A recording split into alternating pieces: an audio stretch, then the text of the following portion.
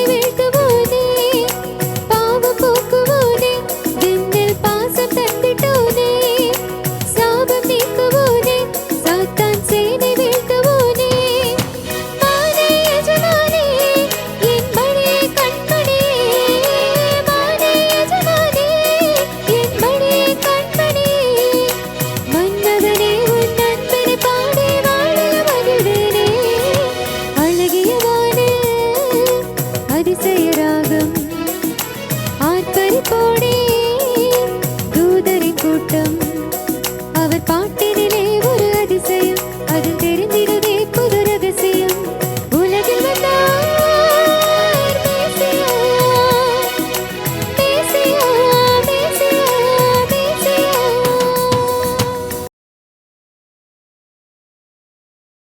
கிறிஸ்துவுக்குள் எனக்கு மிகவும் பிரியமானவர்களே, கர்த்தராகிய இயேசு கிறிஸ்துவின் இனிதான நாமத்தினாலே இந்த நல்ல நாளின் காலை வேளையிலே go and tell somebody Jesus என்ற மிஷனரி ஸ்தாபனத்தின் சார்பாக இந்த நிகழ்ச்சிக்கு வருகை தந்திருக்கும் உங்கள் அனைவரையும் வாழ்த்துவதிலே வரவேற்பதிலே மகிழ்ச்சி அடைகிறோம். ஆண்டவர் நம்முடைய கரத்திலே கொடுத்த இந்த விலையேறப்பட்ட வேத புத்தகம் அழியாத மாறாத சத்தியமான வார்த்தைகளை தியானிக்கும்படியாய் தேவன் நமக்கு தந்த இந்த நல்ல தருணங்களுக்காய் நன்றி செலுத்த அழைக்கப்படுகிறோம். இந்த காலங்களை லெந்து காலங்களாக அனுசரிக்கும் கிறிஸ்தவம் ஒவ்வொரு ஆண்டும் இப்படிப்பட்ட காலங்களை கடந்து வருகிறோம். குறிப்பாக சாம்பல் புதன்கிழமை தொடங்கி 46 நாட்கள், ஞாயிறு நீங்களாக 40 நாட்கள், லெந்து நாட்கள் என்றும் உபவாச நாட்கள் என்றும் தபசு காலங்கள் என்றும் இந்த காலங்கள் அனுசரிக்கப்படுகிறது. ஆண்டாண்டு காலமாக இப்படிப்பட்ட காலங்களை அனுசரித்து வரும் மக்கள் இந்த நாளிலும் இப்படிப்பட்ட காலங்களுக்குள்ளாக பிரவேசிக்க தேவன் தந்த நல்ல கிருபைகளுக்காக அவருக்கு நன்றி செலுத்துவோம்.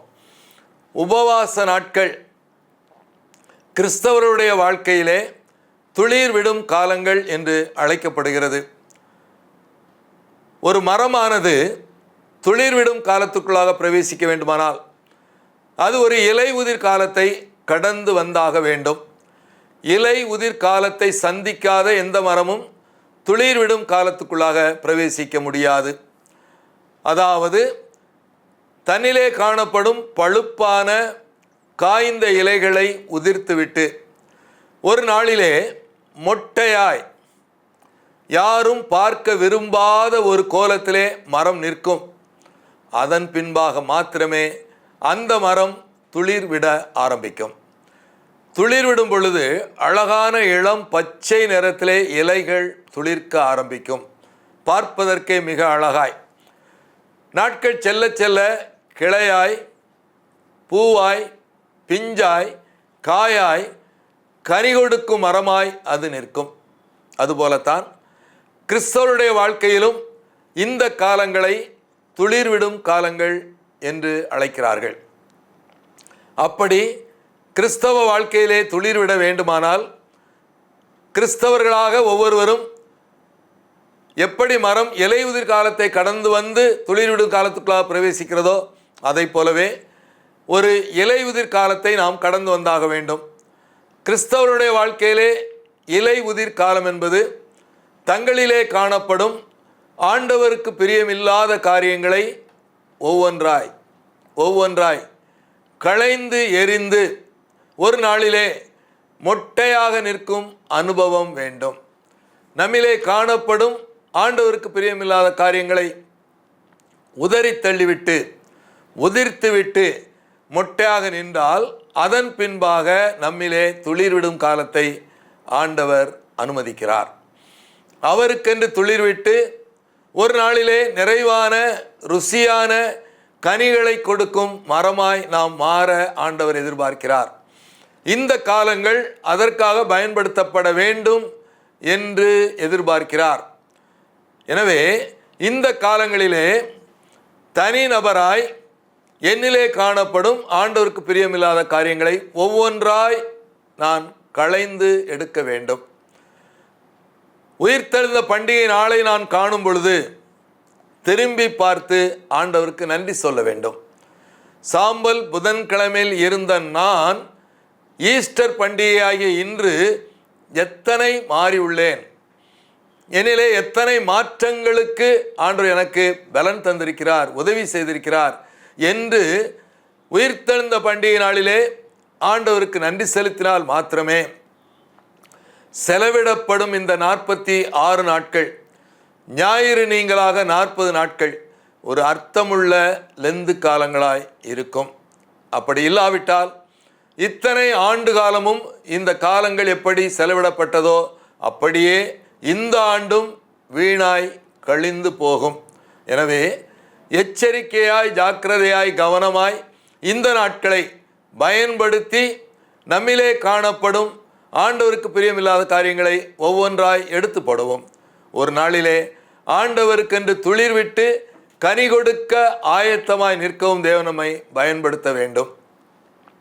இந்த காலங்களிலே உபவாசம் என்ற பதம் அதிகமாக பயன்படுத்தப்படுகிறது. உபவாசம் என்ற வார்த்தையின் நேரடி பொருள் சாப்பிடாமல் இருத்தல் என்பதை நாம் அறிந்திருக்கிறோம். அது ஒரு புறம் இருக்க, இந்த நாட்களிலே உபவாசம் என்ற பெயரிலே நடத்தப்படும் அநேக காரியங்கள் இப்படி உபவாசத்துக்காக, உபவாசத்தின் மூலமாய் உபவாசம் இருந்து செய்யும் காரியங்கள், சாப்பிடாமல் இருந்து செய்யும் காரியங்கள் என்பதை நாம் அறிந்திருக்கிறோம். அது ஒரு புறம் இருக்க, உபவாசம் என்ற வார்த்தையிலே மற்றொரு பொருளும் அடங்கி இருக்கிறது. உபவாசம். தலைவர் ஒருவர் இருக்கிறார், அவருக்கு ஒரு உபதலைவரும் இருக்கிறார். இந்த உபதலைவருடைய பணி என்ன? தலைவரோடு இணைந்து இசைந்து தலைவருக்காக காரியங்களை செய்வது. இதுதான் உபதலைவருடைய பணி. அதை போல உபவாசம் என்ற வார்த்தையில் வாசம் என்றால் மனம் என்று பொருள். அதே வாசம் என்பதற்கு மற்றொரு பொருளும் உண்டு. எங்களுக்குள்ளே வாசம் செய்யும் ஆவியானவரே என்று பாடுகிறோமே, அந்த வாசம், அதாவது தங்கியிருத்தல் என்று பொருள். எங்களுக்குள்ளே தங்கியிருக்கும் ஆவியானவரே, இந்த நமக்குள்ளே இருக்கும் அந்த ஆண்டவரோடு இந்த காலங்களிலே நான் இணைந்து இசைந்து வாழ வேண்டும். அதற்காகவே இந்த காலங்கள். உபவாசம் என்பது என்னிலே வாசம் பண்ணும் ஆண்டவரோடு நான் இணைந்து இசைந்து அவருக்காக காரியங்களை செய்ய வேண்டும். ஒருவேளை இதை இந்த நாட்களிலே திருச்சபை அதிகமாகவே செய்கிறது என்று சொல்ல முடியும். பல ஆராதனை ஒழுங்குகள், பல விசேஷித்த கூட்டங்கள், கணக்கற்ற கூடுகைகள், இப்படி பல காரியங்கள் மூலமாய் இந்த நாட்களிலே, விசேஷமாய் இந்த 46 நாட்களிலே திருச்சபை மக்கள் ஆண்டவரோடு, வேத புத்தகத்தோடு, ஆவிக்குரிய வாழ்க்கையிலே இணைந்து இசைந்து வாழ்வதற்கான வாய்ப்புகள் உருவாக்கி கொடுக்கப்படுகிறது. அதை ஒருவேளை இந்த நாட்களிலே திருச்சபை அதிகமாக பயன்படுத்துகிறது என்று கூட சொல்லலாம். ஆனால் அதோடு நின்றுவிட்டால் பலனில்லை. ஆண்டவரோடு மட்டும் நான் இணைந்து இசைந்து வாழ்ந்து விட்டால் அதனால் பலன் ஒன்றும் இல்லை. செய்ய வேண்டிய மற்றொரு காரியமும் உண்டு. என்னோடு இருப்பவர்களோடும் நான் இணைந்து இசைந்து வாழ வேண்டும். என்னிலே வாசம் பண்ணும் ஆண்டவரோடு இசைந்து இணைந்து வாழ்வது மட்டும் அல்ல, என்னோடு இருப்பவர்கள், குடும்பத்திலே பெற்றோர், வாழ்க்கை துணை, பிள்ளைகள், உடன் பிறந்தோர், சொந்தம் பந்தம் உறவுகள், இவர்களோடும் நான் இணைந்து இசைந்து வாழும் காலங்கள் தான் இந்த உபவாச காலங்கள். இன்று இதிலே தவறி இருக்கிறது என்றால் அது மிகையாகாது. திருச்சபை இதிலே மிகவும் பின்தங்கி இருக்கிறது. ஆண்டவரோடு இணைந்து இசைந்து வாழ தங்களை அர்ப்பணிக்கும் திருச்சபை தங்களோடு இருப்பவர்களோடு இணைந்து இசைந்து வாழ்வதிலே மிகவும் பின்தங்கி கிடக்கிறது. அனைத்து இல்லங்களின் நிலைமையும் இதுதான் என்பது மறுக்க முடியாத உண்மை. ஆலய காரியங்களிலே, திருச்சபை காரியங்களிலே, ஆவிக்குரிய வாழ்க்கையிலே ஆண்டவரை இன்னும் அதிகமாக பற்றி கொண்டு வாழ்ந்தாலும், குடும்ப வாழ்க்கையிலே, சமுதாய வாழ்க்கையிலே தங்களோடு இருப்பவர்களோடு இணைந்து இசைந்து வாழ முடியாத ஒரு காலகட்டங்கள். இணைந்து இசைந்து வாழும் பொழுது விட்டு கொடுக்க வேண்டும், தாழ்ந்து போக வேண்டும், மன்னிக்க வேண்டும், எதையும் ஏற்றுக்கொள்ள வேண்டும். இப்படிப்பட்ட பல குணாதிசயங்கள் இருந்தால் மாத்திரமே என்னோடு இருப்பவர்களோடு நான் இணைந்து இசைந்து வாழ முடியும். இதை செய்யாத பட்சத்திலே மீண்டுமாக லெந்து காலங்கள் வீணான லெந்து காலங்களாகத்தான் இருக்கும். ஒருவேளை இது சற்று முரணான காரியமாக தோன்றுவது போல இருக்கலாம். ஆனால் இதுதான் உண்மை. ஆண்டவருடைய காரியங்கள் தனிப்பட்ட வாழ்க்கை, குடும்ப வாழ்க்கை, சமுதாய வாழ்க்கை இரண்டையும் தனித்தனியாக பார்க்கும் பொழுது இரண்டுக்கும் ஒதுக்கப்பட வேண்டிய நேரம் 50-50. ஆண்டவருடைய காரியத்திற்கு 50, தனிப்பட்ட வாழ்க்கை, சமுதாய வாழ்க்கை, குடும்ப வாழ்க்கை இதற்கு கொடுக்க வேண்டிய நேரம் 50.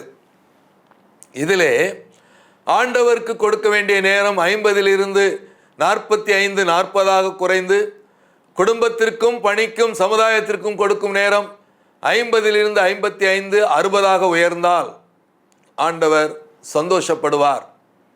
அதே வேளையிலே குடும்பத்திற்கும் சமுதாயத்திற்கும் பணிக்கும் கொடுக்க வேண்டிய நேரம் 50லிருந்து 45-40 குறைந்து, ஆண்டவருக்கு கொடுக்கும் நேரம் 55-60 உயர்ந்தால் ஆண்டவர் வருத்தப்படுவார், வேதனைப்படுவார்.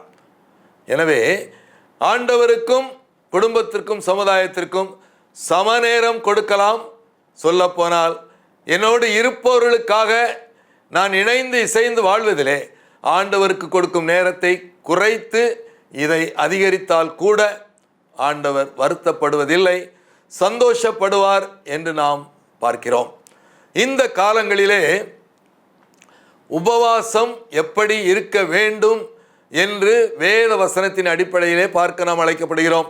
ஏசாயா தீர்க்கதரிசியின் புஸ்தகம் 58ஆம் அதிகாரம் 7ஆம் வசனத்திலே இப்படியாக நாம் வாசிக்கிறோம். ஏசாயா 58:7, பசி உள்ளவனுக்கு உன் ஆகாரத்தை பகிர்ந்து கொடுக்கிறதும், துரத்துண்ட சிறுமையானவர்களை வீட்டிலே சேர்த்து கொள்வதும், வஸ்திரம் இல்லாதவனை கண்டால் வஸ்திரம் கொடுப்பதும், உன் மாம்சமானவனுக்கு உன்னை ஒழிக்காமலும் இருக்கிறது அல்லவோ எனக்கு உகந்த உபவாசம். பசி உள்ளவனுக்கு உன் ஆகாரத்தை பகிர்ந்து கொடுக்கிறதும், துரத்துண்ட சிறுமையானவர்களை வீட்டிலே சேர்த்து கொள்வதும், வஸ்திரம் இல்லாதவனை கண்டால் அவனுக்கு வஸ்திரம் கொடுப்பதும், உன் மாம்சமானவனுக்கு உன்னை ஒழிக்காமலும் இருக்கிறது அல்லவோ எனக்கு உகந்த உபவாசம். அதிகாரம் இப்படியாக முடிகிறது. கர்த்தருடைய வாய் இதை சொல்லிற்று, கர்த்தருடைய வாய் இதை சொல்லிற்று. வேதத்திலே இப்படி கர்த்தருடைய வாய் இதை சொல்லிற்று என்ற வார்த்தைகள் மிக மிக குறைவான இடங்களில் மட்டுமே பயன்படுத்தப்படுகிறது.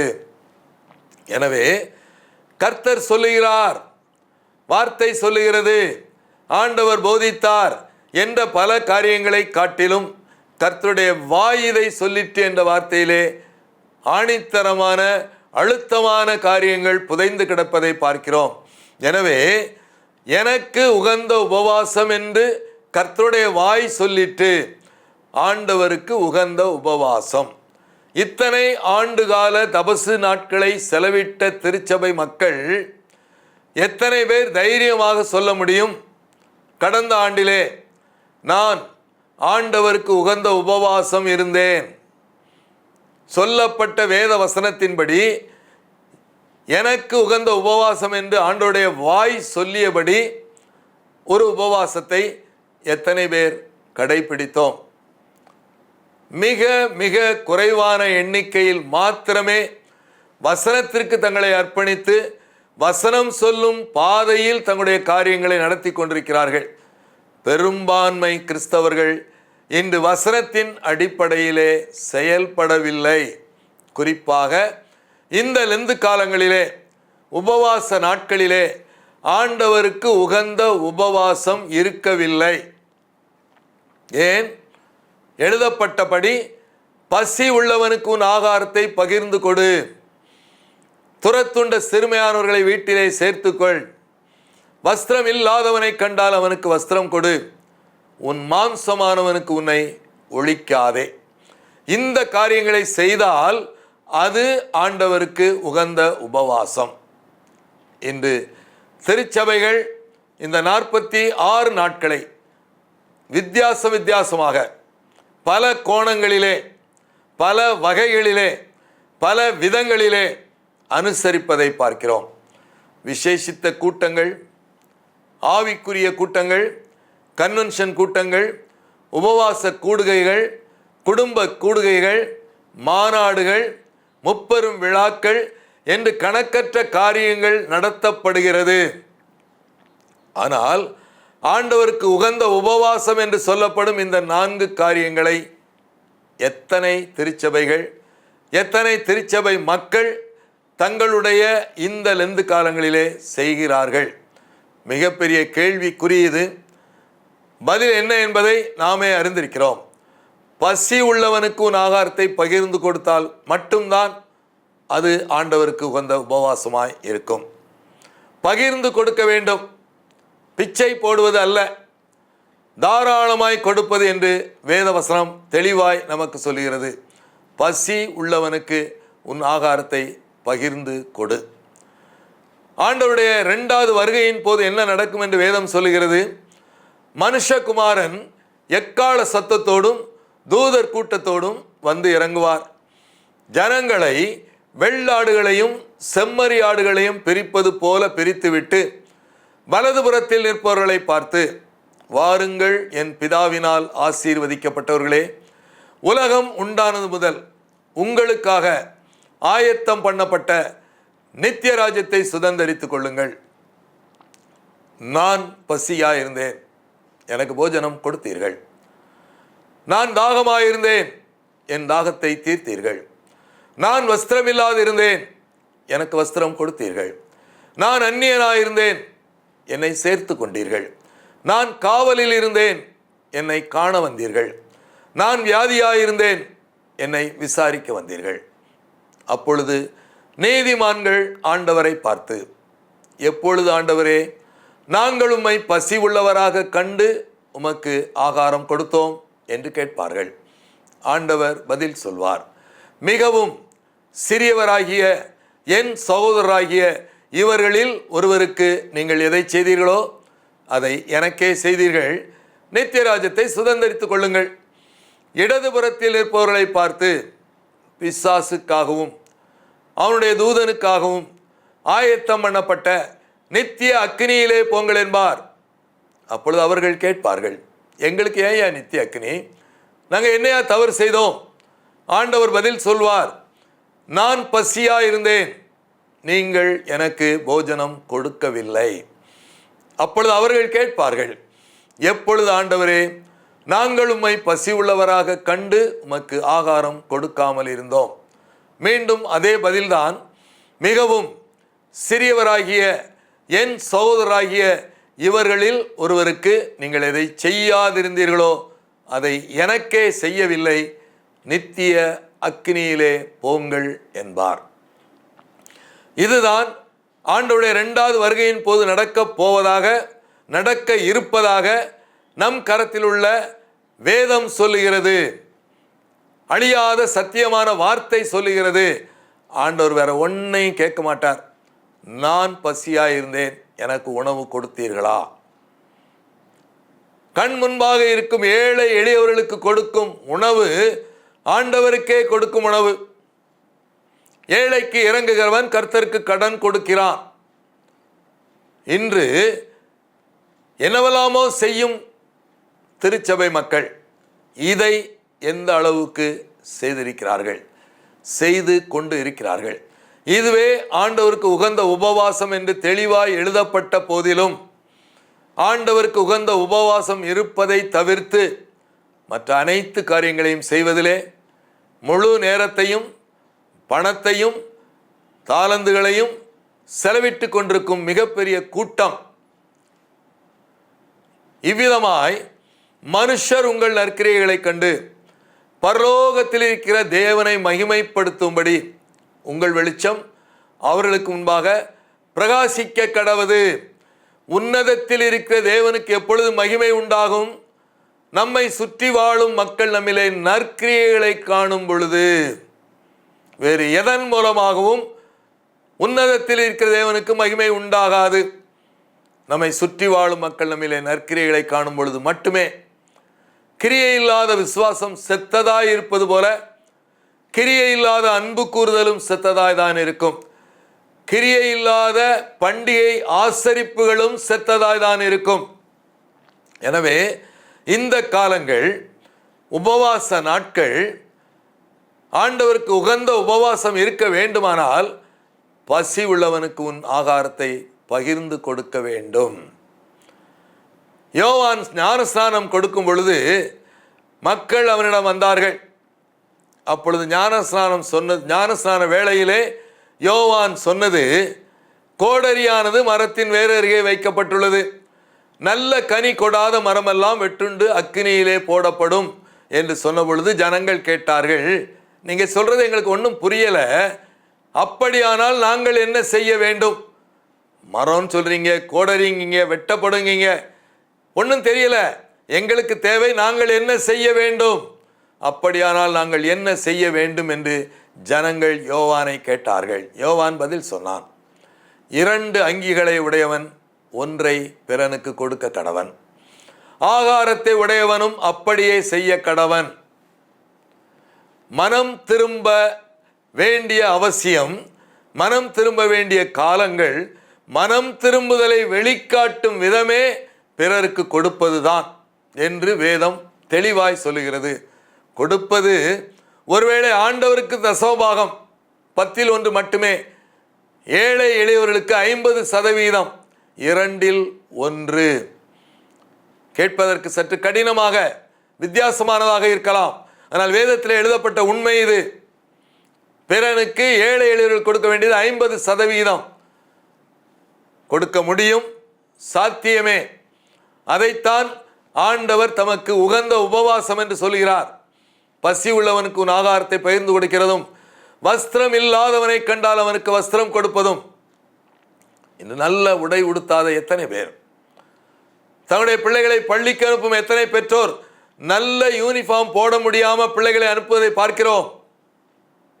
காலில் செருப்பு இல்லாமல் இன்று பள்ளிக்கு செல்லும் எத்தனை பிள்ளைகள், நல்ல உடை உடுத்தாமல் பள்ளிக்கு செல்லும் எவ்வளவு பிள்ளைகள், ரோட்டிலே அலையும் எத்தனை பிள்ளைகள்.